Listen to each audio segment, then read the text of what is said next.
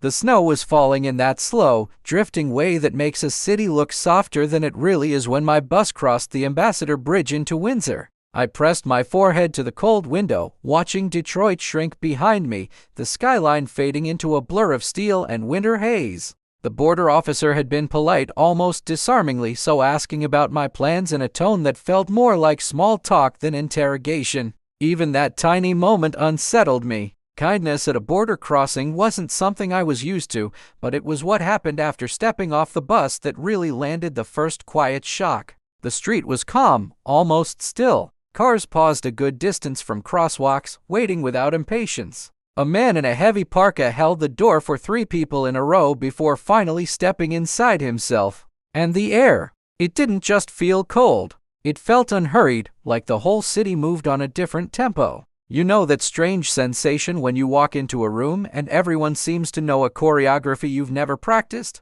That's what those first few minutes in Canada felt like.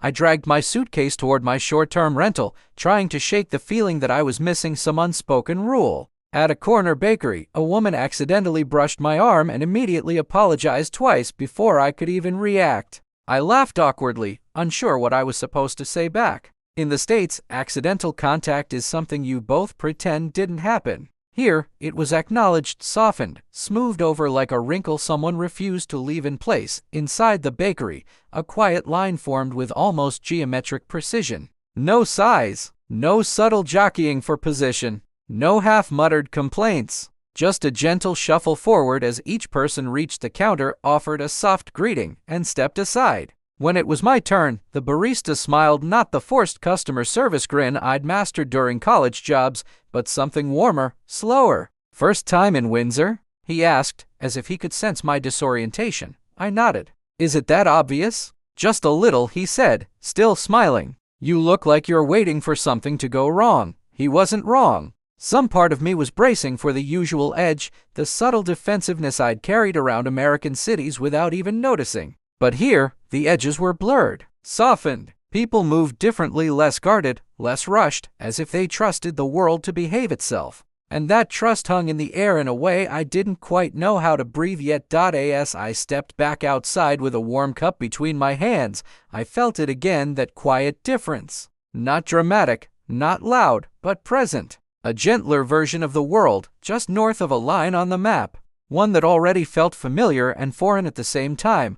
I kept walking, snow filling the seams of my boots, wondering what other unspoken rules I or any American would have to unlearn here. Daily life in Canada didn't hit me all at once. It seeped in slowly, showing up in tiny, ordinary moments that would have meant nothing back home but meant everything here. Like the first morning I tried navigating the grocery store near my apartment. I stood in the dairy aisle staring at milk labeled in liters, not gallons, hesitating for longer than any grown adult should. A woman beside me noticed, smiled gently, and said, 2 liters is about half a gallon, if that helps. She didn't rush off afterward. She waited, as if making sure I felt steady before moving on. That small pause, so casual, so thoughtful, was something I rarely saw in the States.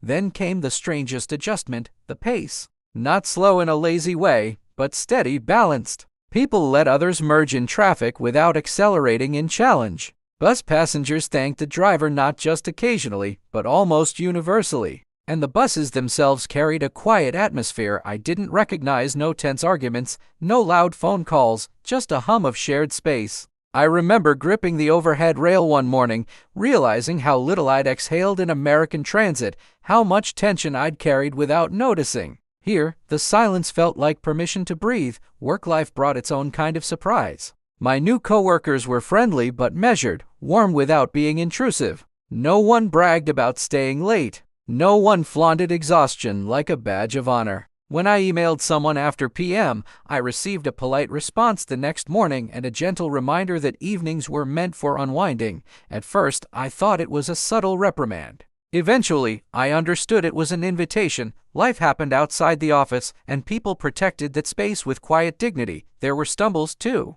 Moments where my American instincts clashed with Canadian norms. I once rushed into a coffee shop line during a morning drizzle, shaking off my umbrella and trying to move quickly to avoid inconveniencing anyone. Instead, I splashed a man's pant leg. I braced for annoyance, maybe a passive-aggressive comment. Instead, he apologized to me.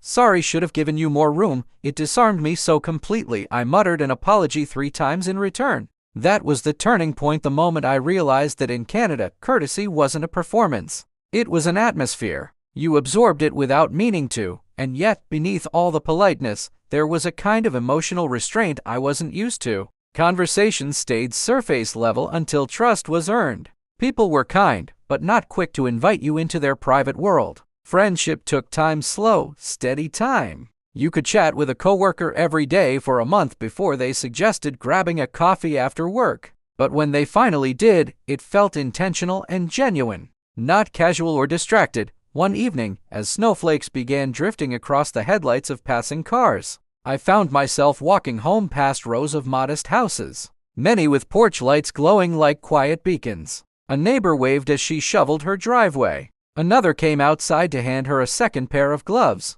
No drama, no spectacle, just communal instinct. And that's when a realization nudged its way in. Canada wasn't simply calmer. It was cooperative in ways Americans rarely expect from strangers. A place where everyone carried a tiny share of responsibility for everyone else's comfort. I didn't fully understand it yet, but it was already reshaping how I moved through the world. It was sometime in late March, one of those days when winter loosens its grip just enough to trick you into believing spring has arrived, when the shift inside me became unmistakable. I was walking along the riverfront, the Detroit skyline shimmering across the water, when I realized how differently I moved now. My shoulders weren't tight. My eyes weren't scanning the edges of every sidewalk. I wasn't bracing for someone to cut in line or snap at a stranger. I was simply walking, present, unarmored. And that's when it hit me. Canada hadn't changed around me. I had changed inside it. The quiet trust of the place had seeped into my bones. I found myself leaving my backpack under the caf table when grabbing a refill without thinking twice. I let people merge in front of me on the freeway instead of speeding up. I said sorry when someone bumped into me, even if it wasn't my fault. Not out of habit, but out of an unexpected desire to soften moments rather than sharpen them. That instinct surprised me more than anything. I'd grown up in a world where courtesy felt optional, sometimes even risky. Here, it felt like the glue holding everything together, but transformation didn't mean blind admiration. I still missed some of the intensity back home, the quick warmth of American strangers who might become instant friends, the bolder energy, the sense that anything could happen on any given day. Canada was gentle, but its gentleness sometimes bordered on quietness that made me feel like my edges were being sanded down. Some nights I longed for the noise, the urgency, the spark of my old life. And other nights, I felt grateful to escape it. The truth, I realized, wasn't that Canada was better or worse. It was simply different in ways that reshaped your inner landscape. It invited you to slow down, to share space, to believe maybe for the first time that most people were trying to make the world a little easier for one another. That belief didn't erase my American instincts, but it softened them. I started to see value in patience, in quiet, in the idea that strength could be gentle instead of loud. One evening, after helping a neighbor salt her walkway, she handed me a thermos of hot chocolate and said, "You're settling in." You can always tell when someone starts moving like a local. I didn't know what that meant at first, but on the walk home, thermos warming my hands, it finally clicked. Moving like a local meant trusting the community enough to become part of it. And that was the transformation I hadn't seen coming.